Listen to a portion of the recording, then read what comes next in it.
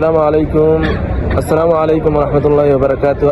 আমার পিছনে যে একটা গড় দেখতেছেন, এইটা হলো গিয়া সৌদি আরবের বর্তমান অবস্থা লাইব্রেরি।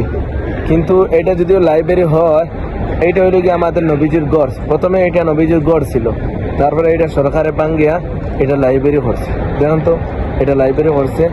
এটা হলো নবীজির গড়। এখানে নবীজির গড় ছিল, আর আবু জাহেলের গড় এখানে সামনে যে বাথরুম এই হলো কি আবু জাহেলের ঘর। এখানে বর্তমান অবস্থা এই হলো আবু জাহেলের ঘর। এখানে বর্তমান অবস্থায় বাথরুম আছে, দেখতে পাচ্ছেন।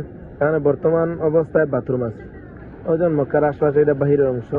আর এইটা হইল আমাদের নবী করিম সাল্লাল্লাহু আলাইহি ওয়াসাল্লামের ছিল, ঘর ছিল। এখন এরা বর্তমান সরকার আসতেছে, আসার পরে এগুলা যে বাঙ্গিয়া এখন লাইব্রেরি করছে। আলহামদুলিল্লাহ ভালো কাজ করছে। এখানে আর কি অনেক খারাপ কাজ আবু জাহেলের মতো বাথরুম বানায়, দেখছেন। ও দেখেন গড়ি।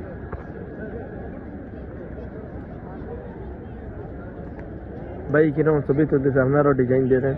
কোনো সময় হয়তো কাজও লাগতে পারে, হয়তো কাজও লাগতে পারে এগুলি। বাংলাদেশি নাকি ভাই? যে এখানে প্রবাস থাকেন নাকি, মানে দেশ থেকে আসছেন? প্রবাসী। আপনারা কি দেশে তাইছেন? না, আমিও প্রবাসী। রিয়াদ তাইছি। ও না, আমি এখানে মক্কা। এটা চিনেন? এটা হ্যাঁ না, এইটা নবীজের ঘর, আর আবু জাহেলের ঘর হইছে। ও আমার আর দুই প্রবাসী। আপনার এটা বাবা নাকি দুলা ভাই? দুজন প্রবাসী আসে রিয়াদ থেকে উমরা করার জন্য।